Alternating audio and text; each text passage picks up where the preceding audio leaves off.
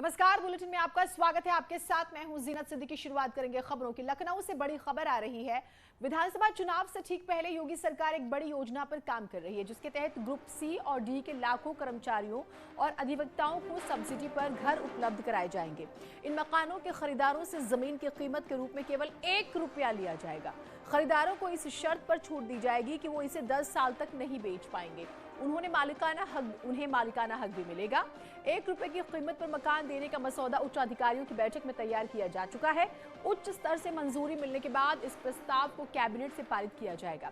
इस योजना का लाभ कैबिनेट द्वारा प्रस्ताव पारित होने के बाद ही लाभार्थियों को मिलेगा। अभी तक ग्रुप सी और डी के कर्मचारियों को छूट पर मकान देने की कोई व्यवस्था नहीं है।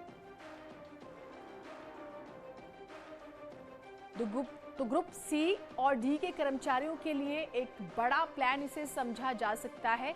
10 साल तक आपको घर नहीं बेचना होगा, लेकिन जमीन के लिए 1 रुपया आपको देना होगा। तो जो इस मसौदे में है वो हम आपको जानकारी दे रहे हैं। और माना जा रहा है कि विधानसभा चुनाव से ठीक पहले ग्रुप सी और डी के कर्मचारियों और उनके परिवारों तक सरकार पहुंचना चाह रही है।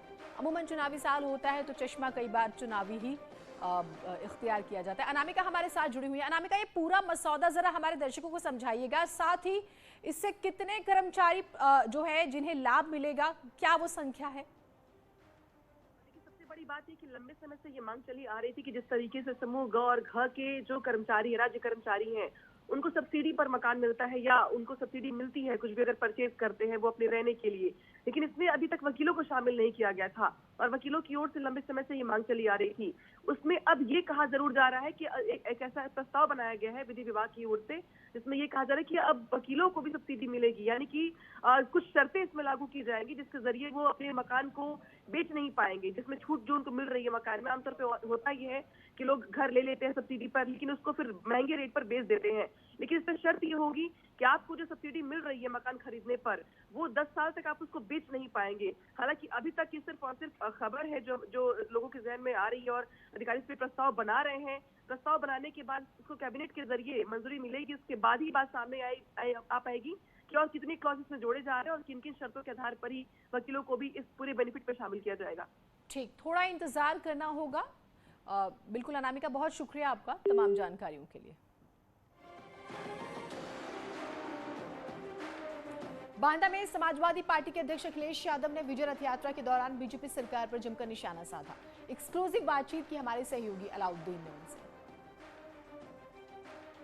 के तहत 5वां चरण आज चल रहा है। बांदा से महोबा जा रहे हैं समाजवादी पार्टी के राष्ट्रीय अध्यक्ष। और सर, मुझे याद है कि पहले चरण में भी बुंदेलखंड शामिल था और इस 5वें चरण में भी, क्या बुंदेलखंड विशेष कोई मकसद? बुंदेलखंड की जनता इस बार बदलाव चाहती है। भारतीय जनता पार्टी ने वादों के जुमले दिए, यहाँ पर बुंदेलखंड की जनता से झूठ बोला और आते आते डबल इंजन की सरकार बुंदेलखंड में फेल हो गई है।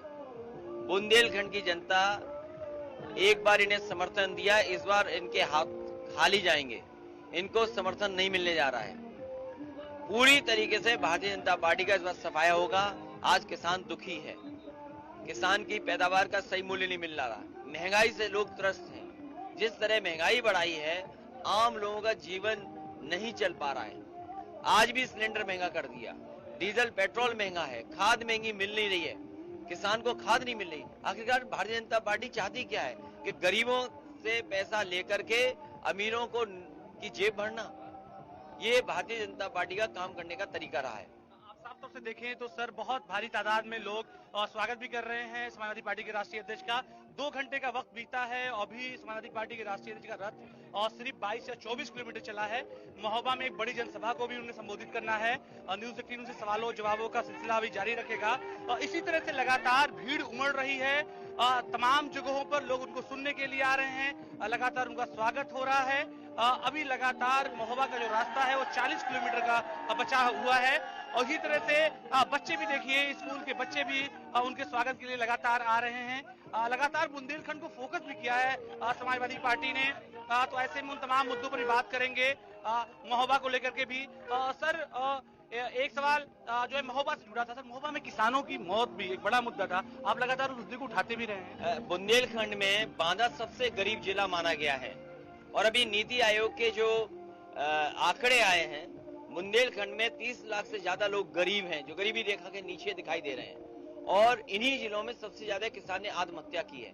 मैं जानना चाहता हूं कि जिस समय किसान आत्महत्या कर रहा था, भारतीय जनता पार्टी ने क्या मदद की, उनकी फसल की क्या कीमत दी, गरीबी के कारण और जो बैंकों का उनके ऊपर लोन था जिसकी वजह से उन्होंने आत्महत्या की, भारतीय जनता पार्टी की सरकार में उनके परिवारों की कोई मदद नहीं हुई। जिस समय लॉकडाउन हुआ, मजदूर दूसरे प्रदेशों से उत्तर प्रदेश चल करके आए, किसी भी मजदूर की मदद नहीं की, और जिस समय उन्हें सरकार के सहारे की जरूरत थी, उस समय मजदूरों को भी अनाज छोड़ने का काम भारतीय जनता पार्टी ने किया। इसलिए इन सवालों के जवाब नहीं है, महंगाई का जवाब नहीं है उनके पास। जिस तरह बेरोजगारी बढ़ी है, नौकरियां खत्म हुई हैं, भारतीय जनता पार्टी सरकार में जवाब नहीं दे पा रही है। टीईटी के छात्र जो 20 लाख के लगभग हैं, जो परीक्षा नहीं दे पाए, और उसका कारण भी सरकार है, सरकार की नाकामी है कि पेपर नहीं करा पाए। अगर पेपर लीक हुआ है वो जिम्मेदार सरकार है, और ये पहली बार पेपर लीक नहीं हुआ है, पहली बार परीक्षा कैंसिल नहीं हुई है। उत्तर प्रदेश में कोई परीक्षा बिना कैंसिल हुए, बिना उसका पेपर लीक हुए पूरी नहीं हुई, क्योंकि ये सरकार नौकरी नहीं देना चाहती है, इसलिए सरकार पेपर लीक करा रही है। टैबलेट और स्मार्टफोन क्या बढ़ पाएगा सर इतने समय में? जो मुख्यमंत्री लैपटॉप चलाना न जानते हैं वो क्या टैबलेट बांटेंगे, क्या स्मार्टफोन बांटेंगे, और उत्तर प्रदेश को बर्बाद कर दिया। आज उत्तर प्रदेश को योगी सरकार नहीं, एक योग्य सरकार आए तो उत्तर प्रदेश आगे बढ़ेगा। 7 तारीख की क्या रूपरेखा है सर मेरठ में? 7 तारीख को ज्वाइंट रैली है, जिसमें आरएलडी है, समाजवादी पार्टी और तमाम नेता शामिल होंगे। मेरे साथ थे समाजवादी पार्टी के राष्ट्रीय अध्यक्ष अखिलेश यादव जी, जिनका रथ लगातार चल रहा है। हालांकि अभी उनको कल ललितपुर में भी बड़ी जनसभा को संबोधित करना है, फिर झांसी के भी सघन दौरे पर वो रहेंगे। न्यूज 18 लगातार खबरों से आपको ऐसी रूबरू कराती रहेगी। कैमरा पर्सन लाउद्दीन, news 18 Mahoba. Aligarh Muslim university एक बार फिर से विवादों में है। एएमयू के एक स्कॉलर ने यूनिवर्सिटी प्रशासन पर डिग्री वापस मांगने का आरोप लगाया। छात्र का आरोप है कि पीएम मोदी की तारीफ की वजह से उसे डिग्री वापस मांगी जा रही है, जिसको लेकर स्कॉलर डॉक्टर दानिश ने कोर्ट का दरवाजा खटखटाया, जिस पर 7 दिसंबर को सुनवाई होगी। दानिश का कहना है कि 2016 में उन्होंने भाषा विज्ञान में शोधार्थी के रूप में दाखिला लिया। इसको लेकर उन्होंने प्रधानमंत्री मोदी को पत्र लिखकर उस मामले में दखल देने की मांग की। वहीं एएमयू ने आरोपों को गलत बताया है। 22 दिसंबर 2020 को देश के पीएम की तारीफ की थी। जब देश के पीएम ने एएमयू को संबोधित किया था 100 साला प्रोग्राम में, मैंने देश के पीएम की और एएमयू के वाइस चांसलर की तारीफ की थी।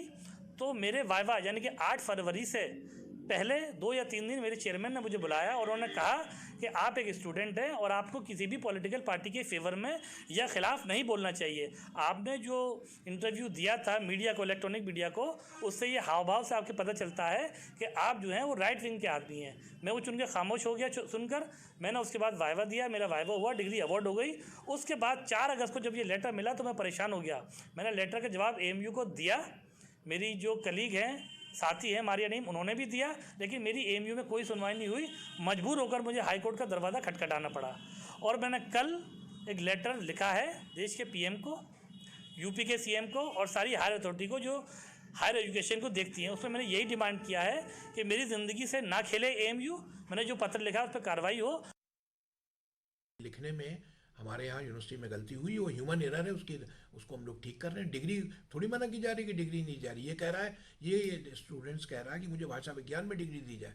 भाषा विज्ञान में तो एमए नहीं है। जिस सब्जेक्ट में एमए किया उसका पीएचडी का नोटिफिकेशन हुआ कि सब्जेक्ट में, उसी में तो दी जाएगी डिग्री। स्टूडेंट ने सर आपके ने पीएम मोदी को वक़्त लेटर लिख कर शिकायत की है। वो कुछ भी तो किसी को लेटर लिख दें, हम लोग अपना जवाब दे देंगे और बिल्कुल कन्विंसिंग जवाब है। सारे नोटिफिकेशन वगैरह लगा दिए जाएंगे उसमें और बता दिया जाएगा कि क्या है। ऐसा नहीं है कि पीएम मोदी की तारीफ करने नहीं, उससे कोई मतलब नहीं, इससे कोई राजनीति से कोई लेना देना नहीं। उधर यूपी के शादी समारोहों में आजकल आएंगे तो योगी गाना बेहद हिट हो रहा है। शादियों और मांगलिक कार्यक्रमों में युवा इस गाने पर जमकर झूमते नजर आ रहे हैं। बताया जा रहा है कि ये गाना देवरिया के लोक गायक सुनील स्नेही ने गाया है। इस गाने का वीडियो बीजेपी नेता और सीएम के मीडिया सलाहकार शिलामणि त्रिपाठी ने ट्वीट किया।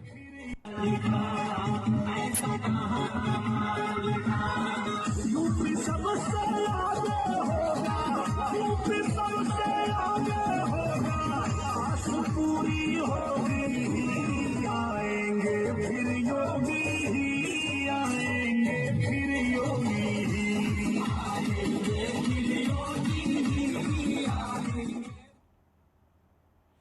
चुनावी माहौल में उठना बैठना खाना पीना हर जगह आपको नेता ही नजर आएंगे, उनके गाने, उनकी बातें। एक छोटा ब्रेक ले रहे हैं, कहीं मत जाइएगा।